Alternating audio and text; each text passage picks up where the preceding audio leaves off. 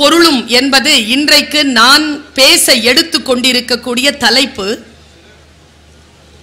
என்ன பேச போகிறேன் என்பதற்கான ஒரு முன் திட்டமிடல் மனதிலே இருந்தாலும் இங்கே என் கண்களிலே தெரிந்து கொண்டிருக்கக்கூடிய எழுச்சி மிக்க ஆர்வமிக்க முகங்கள் என் சிந்தனையை இன்னுமாய் தூண்டியபடி இருக்கின்ற காரணத்தினால் என் பிரார்த்தனை இதுதான். யாருடைய உதடுகளில் ஒளிந்து கொண்டிருக்கக்கூடிய சொல் நம்முடைய வாழ்க்கையை மாற்றும் என்று நமக்கு தெரியாது. அது எந்த புத்தகத்திற்குள் ஒளிந்து கொண்டிருக்கிறது என்று கூட நமக்கு தெரியாது. எவ்வளவு சீக்கிரமாக அந்த சொல் நம்மை வந்து சேர்கிறதோ நம்முடைய வாழ்க்கையில் அவ்வளவு சீக்கிரமாக மாற்றம் நிகழ்கிறது. உங்கள் வாழ்க்கையில் நீங்கள் மறுபடியும் பெற்றுவிடவே முடியாத இந்த காலத்தின் மணி சொட்டுக்களை இதோ இவளின் பேச்சுக்காக தந்து கொண்டிருக்கிறீர்கள். நானும் என் வாழ்க்கையில் மறுபடியும் பெற்றுவிடவே முடியாத அந்த காலத்தின் மணி சொட்டை உங்களுக்காக தந்து கொண்டிருக்கிறேன். உங்கள் வாழ்க்கையில் மாற்றத்தை நிகழ்த்தக்கூடிய அந்த ஒற்றை சொல் இந்த உதடுகளிலிருந்து உதிர்ந்து விட வேண்டும் என்கின்ற பேராசையோடு உங்கள் முன்னால் சில சிந்தனைகளை விதையாக தூவ வந்திருக்கிறேன். புத்தக திருவிழா எனக்கு நிரம்ப சந்தோஷம். புத்தக கண்காட்சி என்று வைத்தார்கள். அந்த சொல்லை நீக்கியவர்களுக்கு 1000 கோடி நமஸ்காரங்கள். அது கண்காட்சிக்கான பொருள் அல்ல, இது விழாவுக்கான பொருள். எந்த புத்தகம் ஓலமிட்டு கொண்டு யாரோ ஒரு வாசகனை தேடிக்கொண்டிருக்கிறது, நாமும் உள்ளத்திலே அதே ஓலத்தோடு இங்கே அலைந்து திரிந்து கொண்டிருக்கிறோம். 2 பேரும் ஒற்றை புள்ளியில் சந்தித்து விட வேண்டும் என்ற பிரார்த்தனையோடு உள்ளே போங்கள். ஏனென்றால் நான் ஒரு முறை தஞ்சாவூர் புத்தக திருவிழாவில் பேசிக் கொண்டிருந்த பொழுது இப்படியே பார்த்துக்கிட்டே இருந்தேன். ஒரு இடத்துல ஒரு எழுத்து எழுதி தொங்க போட்டிருந்தாங்க. நான் மொழி ஆசிரியை, என் மொழி வல்லமையை நான் வளர்த்து கொண்டது எங்கே எது கிடைச்சாலும் அதை படிச்சிருவேன். இது என்னன்னா கூட பிரியாணி டு ஹெவன் படிச்சுட்டேன். லெஃப்ட் சைடில் இருக்கு. எது கண்ணில் பட்டாலும் அதை வாசித்து விடுவேன். சரியோ தவறோ முதலில் அதை வாசித்து விடுவோம். நம்முடைய மனம் அதை வடிகட்டி கொள்ளும், நம் புத்தி அதை வடிகட்டி கொள்ளும். வாசிச்சிடணும் அப்படின்னு வாசிக்கும் பொழுது மேடையில் நின்று கொண்டிருந்த பொழுது அந்த வாசகம் என் கண்ணில் பட்டது. ஒரு வெளிநாட்டு அறிஞனுடைய ஒரு பொன்மொழியை அங்கே எழுதி போட்டு இருந்தார்கள். எங்கே? புத்தக கண்காட்சியில. நீங்கள் எந்த புத்தகத்தையும் காசு கொடுத்து வாங்கிவிட முடியாது. பயந்து போனேன் நான். எனக்கு ஒரு 4-5 புக்கை இவங்க பரிசா கொடுத்துருக்காங்க.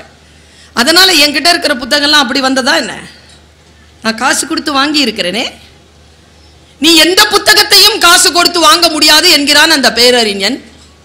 கீழே அதற்கான விளக்கம் தருகிறான். நீங்கள் வாங்குவதெல்லாம் புத்தகத்தின் அச்சுக்கூலியும் காகிதத்தின் கூலியுமே தவிர உங்களால் எந்த புத்தகத்தையும் காசு கொடுத்து வாங்கிவிட முடியாது என்று பேசுகிறார். சிந்தனைக்கு ஏது விலை? நான் எப்பொழுதும் சொல்லுவதுதான், சிந்தித்துக் கொண்டே இருப்பதுதான். மரணம் அடைகிறார்கள். எத்தனையோ சொற்களால் அதை குறிக்கிறோம். இறைவனடி சேர்ந்தார், சிவபதவி அடைந்தார், இயற்கை எய்தினார், காலம் ஆனார். ஒருத்தருக்கு இங்க மதுரையில தான், வேற எங்கே இந்த குறும்பை நான் பார்க்க மாட்டேன், இங்க தான். என் தாத்தா 96 வயதில் அகால மரணம் அடைந்தார். நான் நினைச்சேன், என்னையா 96 வயசுல தானே செத்துருக்காரு, அது எப்படி அகால மரணம்னா? அந்த பேரன் சொல்றோம், போற வயசுல போகாம லேட்டா போனா அதுவும் அகாலம் தானேங்கிறான். செத்து போதல், மண்டைய போடுதல், டிக்கெட் வாங்குதல், நிறைய சொற்கள் உண்டு. காரல் மார்க்ஸ் இறந்தான். அவன் தோழன் ஏங்கல்ஸ் அதை மக்களுக்கு அறிவிக்கிறான். அதே மரண செய்திதான் நாம் எல்லோரும் எப்படி அறிவிக்கிறோமோ ஏங்கல்ஸ் அறிவித்தான் காரல் மார்க்ஸை குறித்து. என் நண்பன் இன்று காலை இத்தனை மணி அளவில் சிந்திப்பதை நிறுத்தி கொண்டான். சிந்திப்பதை நிறுத்திக் கொள்ளுதல் தான் மரணம். சிந்தித்தபடி இருப்பதற்கு ஏதேனும் ஒன்று தேவைப்படுகிறது. சொல் தேவைப்படுகிறது. எல்லோரும் சொல்கிறார்கள். ஆனால் அந்த சொல்லிற்கான பொருள் அவர்கள் என்ன நினைத்து சொல்லுகிறார்களோ அது அடுத்தவர்களுடைய காதுகளில் சரியாக போய் சேர்கிறதா? நான் தமிழ் படித்தவள், பாக்கியசாலி, அதனால் தமிழிலே படித்தவள். பல குழந்தைகள் இன்றைக்கு தமிழை ஆங்கிலத்தில் வாசித்துக் கொண்டிருக்கிறார்கள். நான் தமிழிலே தமிழ் படித்தவள். தமிழ் இப்படி சொல்கிறது, எல்லா சொல்லும் பொருள் குறித்தனவே.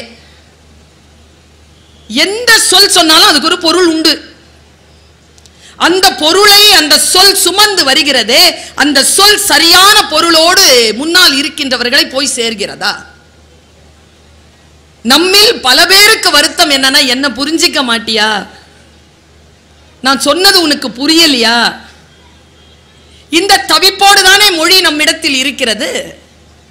யார் ஒருவர் சொல்லையும் அதற்கான பொருளையும் சரியாக புரிந்து கொள்கிறார்களோ அவர்களுக்கு இந்த உலகம் இன்னும் ஒரு வாழ்க்கையை தருகிறது. இப்படி சொல்கிறேன். பெர்னாட் ஷா சொல்வது, நம்மில் பல பேர் 40 வயதிலேயே செத்து போகிறோம், புதைப்பதற்குத்தான் 60-70 ஆண்டுகள் ஆகிவிடுகின்றன. பொருள் புரியவில்லை என்றால் வாழ்க்கையிலே எந்த அர்த்தத்தையும் நீங்கள் விளக்கிவிட முடியாது. ஒரு புத்தகத்தை எடுக்கிறீங்க, எல்லாருமே சொல்லிக்கிட்டே இருக்காங்க, வாசிங்க வாசிங்க, நிறைய படிங்க நிறைய படிங்க. நான் பல்வேறு விதமான ஜாம்பவான்களின் பேச்சை கேட்ட காரணத்தினால் இன்றைக்கு பேச்சாளராக இருக்கிறேன். கேட்டு பழகியவர்களால் தான் பேச முடியும், வாசித்து பழகியவர்களால் தான் பேச முடியும். எங்க வீட்டு வேலைக்காரம்மா சொல்லுச்சு ஒரு வாட்டி, என் பொண்ணு ரொம்ப வாயாடுறா, அவளை உங்களை மாதிரி பேச்சாளர் ஆக்கிடலான்னு நினைக்கிறேன்னா. நான் அந்த பிள்ளைகிட்ட சொன்னேன், வாயாடுறவங்கெல்லாம் பேச்சாளர் கிடையாதுப்பா, வாதாடுகின்றவர்கள் தான் பேச்சாளர்கள். வாயாடுறதுக்கும் வாதாடுறதுக்கும் வித்தியாசம் இருக்குது. ஒரு சொல்லை எப்படி புரிந்து கொள்வது, ஒருவரை எப்படி புரிந்து கொள்வது? பைபிள் சொல்லுகிறது, காது இருக்கின்றவர்கள் கேட்டுக்கொள்ளுங்கள். சாதாரண வார்த்தை தாங்க, காது இருக்கின்றவர்கள் கேட்க கடவீர்கள். என்ன அர்த்தம்? எல்லோருக்கும் தான் காது இருக்கிறது, எல்லா சொல்லும் வந்து விழுகிறது. இப்ப கண்ணுக்கும் காதுக்கும் இருக்கிற வித்தியாசம் என்ன தெரியுமா? கண் சென்று பற்றும், கண் சென்று பற்றும், காதில் வந்து விழும். இதுக்கு மூடி இருக்கு, இதுக்கு மூடி இல்லை. இதை சரியா யார் கையாள்கிறோமோ அவர்கள்தான் உலகை வெல்லக்கூடியவர்களாக வருகிறார்கள். எதை கேட்க வேண்டும் எதை கேட்கக்கூடாது என்பதில் முடிவு, அது தானா வந்து விழும். இப்படி சொல்கிறார் வலம்புரி ஜான். புத்தகத்திற்கு நூல்னு பேர் வச்சார் தெரியுமா தமிழன்? என்னைக்காவது யோசிச்சிருக்கோமா நூல் அப்படின்னு ஏன் பேர் வச்சாங்க? அவர் அழகா பேசுவார். நூலை குறித்து அவருடைய பேச்சு இன்றைக்கும் இருக்கிறது, யூடியூப்ல இருக்குது. முடிஞ்சா நீங்க வலம்புரி ஜானுடைய பேச்சை கேளுங்க. அவர் சொல்றார், சில பேருக்கு புத்தகம் வாசித்தல் அப்படிங்கிறது தூக்க மாத்திரை என்கிறார். தூக்கம் வரலன்னு வச்சுக்கோங்களேன், மல்லாக்க படுத்துட்டு காலை கொஞ்சம் இப்படி கிராஸ்ல போட்டுட்டு நெஞ்சில ஒரு புத்தகத்தை வச்சுக்கிட்டு புரட்டிக்கிட்டே இருந்தீங்கன்னா சில பேருக்கு 5 பக்கம் டோஸ், ஸ்லீப்பிங் டோஸ். சில பேருக்கு 10, யாரும் 15 தாண்டது இல்லை, ஓவர் டோஸ் ஆகிடும், ஸ்லீப்பிங்கு போயிடும். என்கிட்டயே நிறைய பேர் கேட்குற சொல்கிறாங்கங்க, மேடம் உங்கள் பேச்சை கேட்டுட்டு தான் மேடம் தூங்குறேன். யோ, தூங்கக்கூடாதுங்கிறதுனால தான் ஏன் பேசுகிறேன், தூங்கும்போது பேச்சை கேட்குறீங்க? வலம்புரி ஜான் சொல்லுகிறார், நீ எதை புரட்டி புரட்டி படிக்கிறாயோ அது நல்ல புத்தகம் அல்ல. படிக்கின்ற பொழுதெல்லாம் எந்த புத்தகம் உன்னை புரட்டி புரட்டி போடுகிறதோ அதுதான் நல்ல புத்தகம் என்கிறார். பேச்சை கேட்டுப்பாரு. நூல் என்று ஏன் பெயர் வைத்தார் சொல்றார் வார்த்தை சித்தர்.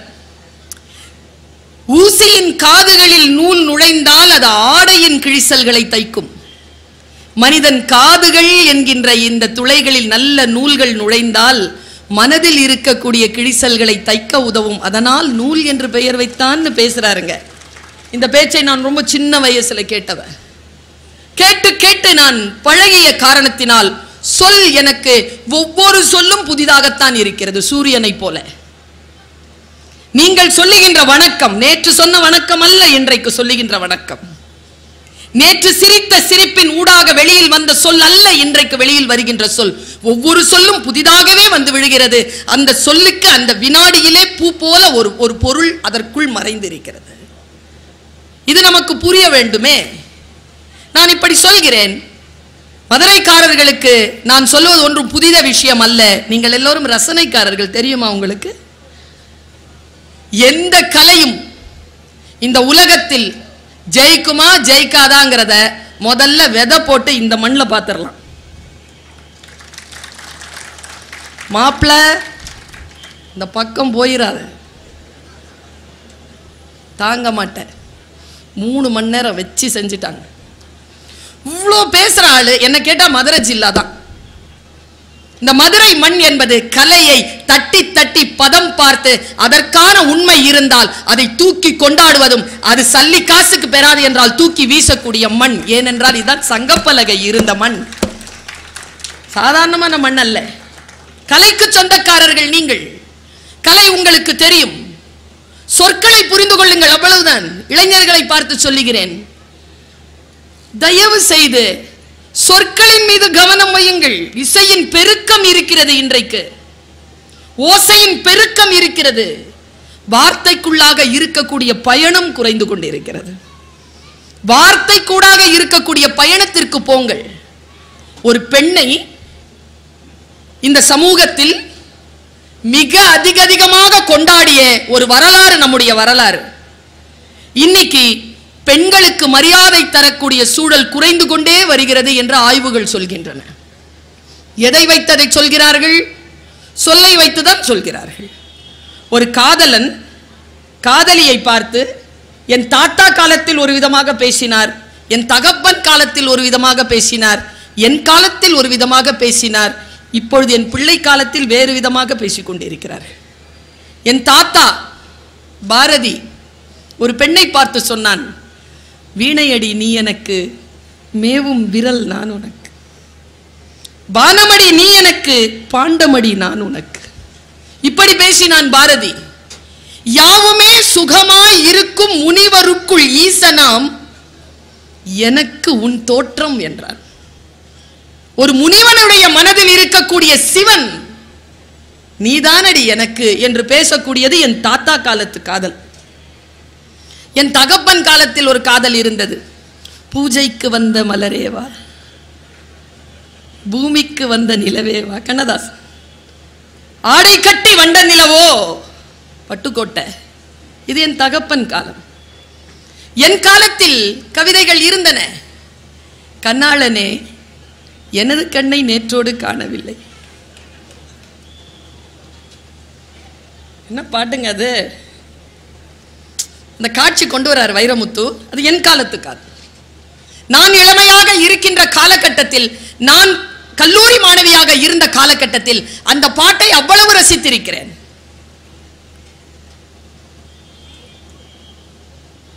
பெண்ணினுடைய மனம் கொதிக்குதான். எப்படி கொதிக்குது? உலை கொதித்திடும் நீர்க்குமிழ் போல. பனித்துளிதான் என்ன செய்யுமோ, மூங்கில் காட்டில் தீ விழும் பொழுது மூங்கில் காடென்று ஆயினள் மாது. இது என் காலத்து காதல்.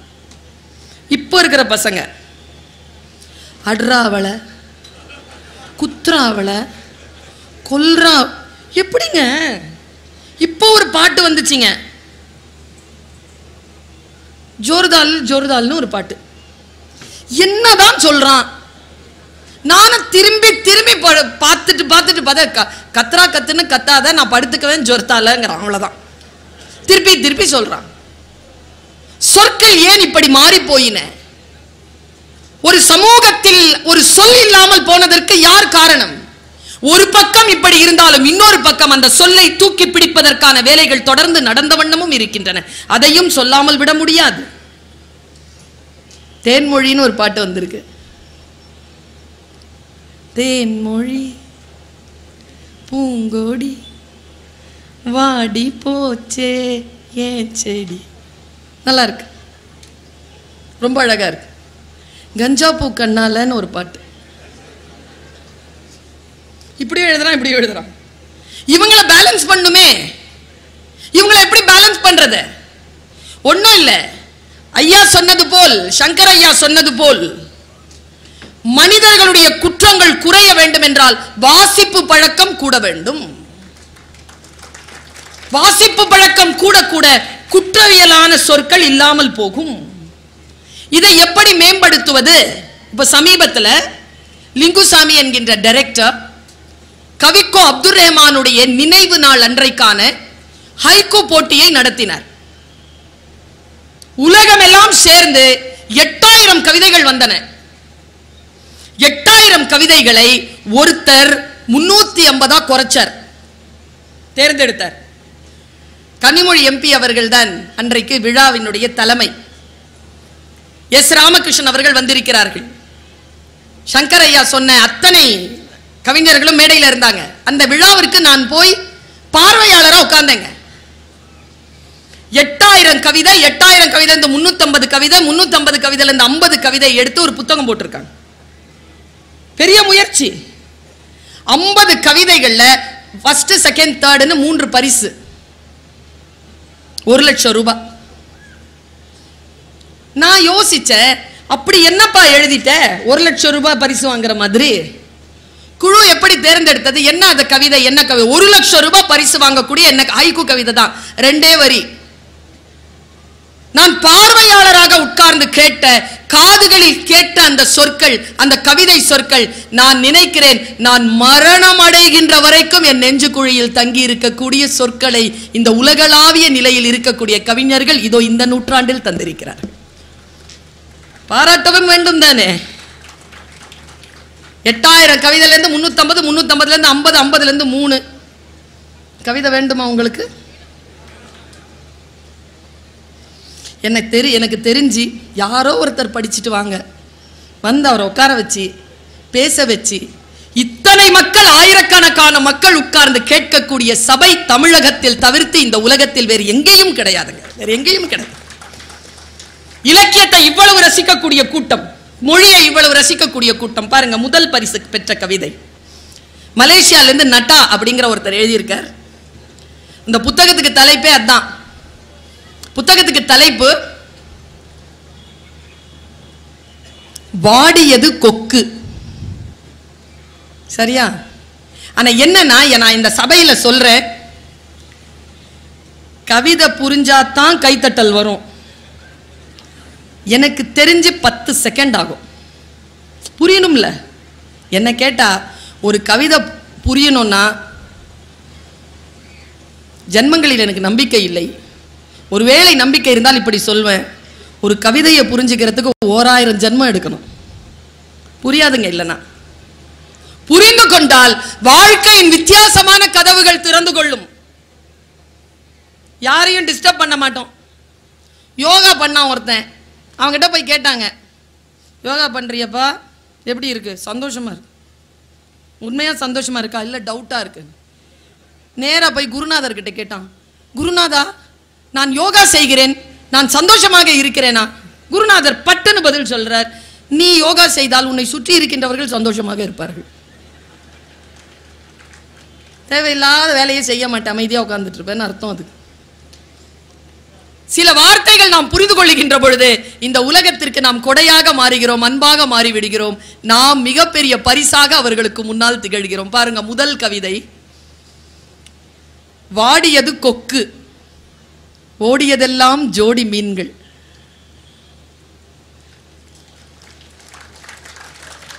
இப்ப கைத்தட்டல் கூடுதலா வரும் பாருங்க. கோனார் நோட்ஸ் கொடுத்தேன்னா, தனித்தனியா போயிருந்தா கொத்தி சாப்பிட்டுருப்பேன், ஜோடி ஜோடியா போறீங்களே எப்படி சாப்பிட்றதுன்னு வாடிச்சான் கொக்கு. பார்த்தீங்களா? புரிந்து கொண்டால் தாங்க எதுவும் பேரழகு. எந்த சொல்லும் பொருள் புரிகிறதா? பொருள் புரிந்து போனால் நம்முடைய வாழ்க்கையினுடைய தரமே வேறாக மாறி போகிறது. பாருங்க, 2வது பரிசு பெற்ற கவிதை. முதல் கவிதைக்கு 10 செகண்ட் எடுத்தீங்களா? செகண்ட் கவிதைக்கு 15 செகண்ட் எடுப்பீங்க. தூண்டிலில் மீன், தூண்டிலில் மீன், அதன் கண்களில் விடை பெற்றுக் கொண்டது நதி.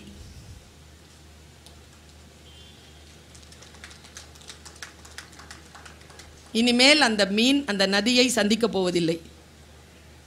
அந்த நதி டாட்டா சொல்லுச்சான். இப்படி ஒரு கவிதைங்க. Second prize. தேர்ட் பிரைஸ் சொல்றேன், 2 செகண்ட் கூட வேண்டாம், அப்படியே அப்சர்வ் பண்ணிப்பீங்க. சுள்ளி பொறுக்கிய சிறுமிக்கு தன் இறகை உதிர்த்து விட்டு போனது மயில். இது ஒரு கவிதையா? எனக்கு இதெல்லாம் வந்து ஃபர்ஸ்ட் செகண்ட் தேர்ட் பிரைஸ். ஆனா 50 கவிதையில என்ன குழுவுல போட்டிருந்தாங்கன்னா, ஜூரியா போட்டிருந்தாங்க, நான் ஒரு கவிதையை தேர்ந்தெடுத்திருப்பேன். கனிமொழி அக்காவை போட்டிருந்தாங்கன்னா அவங்க ஒரு கவிதையை தேர்ந்தெடுத்திருப்பாங்க. நான் ஃபர்ஸ்ட் செகண்ட் தேர்ட்னு அதில் வேற கவிதை தான் எடுத்தேன். எனக்கு அதான் பிடிச்சிருந்தது. கனிமொழி அக்கா வேற விஷயங்களை சொன்னா, அவங்க சொல்லும்போது அவங்க கண்கள் பனிச்சிருச்சிங்க. அவங்க கண்களை பார்த்தேன், என் கண்களும் பனித்தது. அந்த கவிதை அவர்களுக்கு பிடித்தமான கவிதை, உங்களுக்கும் பிடிக்கும். ரொம்ப டீப்பா யோசிச்சிங்கன்னா நீங்களும் கண் கலங்கலாம். 2 வரி தான். கடைசி இலையும் உதிர்ந்த பிறகு, கடைசி இலையும் உதிர்ந்த பிறகு நிலவை சூடிக்கொள்கிறது மரம். பௌர்ணமி ராத்திரியில பட்ட மரத்தை பார்த்துருக்கீங்களா? அவங்க சொன்னாங்க, நான் ஃபர்ஸ்ட் பிரைஸ் கொடுத்துருந்தேன்னா இதுக்கு தான் கொடுத்துருப்பேன். பனி படர்ந்த கண்ணாடி, கண் வரைந்தேன், வழிந்தது கண்ணீர். நான் இதுக்கு தான் கொடுத்துருப்பேன். இதை எல்லாத்தையும் தூக்கி சாப்பிட்ற ஒரு கவிதை இருக்குது. ஊதுகுழல் இசைக்கிறாள் அம்மா, நடனம் ஆடுகிறது நெருப்பு. எப்படி எழுதுறாங்க பசங்க, எப்படி எழுதுறாங்க தெரியுமா? உடைந்த பானையின் சில்லுகளில் மிச்சம் இருக்கிறது பழைய நீர். என்னை போலவே நடித்து காட்டுகிறது என் நிழல். எந்த கிளி ஏமாற்றியதோ தாடியுடன் இருக்கிறது ஆலமரம். பார்க்கிறத ஒருத்தன் எழுதுறான் பாருங்க, அந்த பையன்லாம் குற்றம் செய்ய முடியாதுங்க, அந்த பொண்ணெல்லாம் குற்றம் செய்ய முடியாது. எழுதுங்கள் என் குழந்தைகளே, என் தம்பிமார்களே, தங்கைமார்களே, அக்காமார்களே, எழுதுங்கள். எதை பார்த்தாலும் அழகியலோடு அதை உள்வாங்கிக் கொண்டு, அல்லது கோபம் வந்தால் ரௌத்ரத்தோடு எழுதுங்கள். அந்த சுடுகாட்டிற்கு உயிர் தந்தது ஒரு பிணம். இப்படி எழுதுறாங்க பசங்க. இப்படியும் இருக்கிறது கவிதை. இந்த தகவல் உங்களுக்கு பிடிச்சிருந்தா லைக் பண்ணுங்க, உங்க ஃப்ரெண்ட்ஸுக்கு ஷேர் பண்ணுங்க, மறக்காம எங்க சேனலுக்கு சப்ஸ்கிரைப் பண்ணுங்க.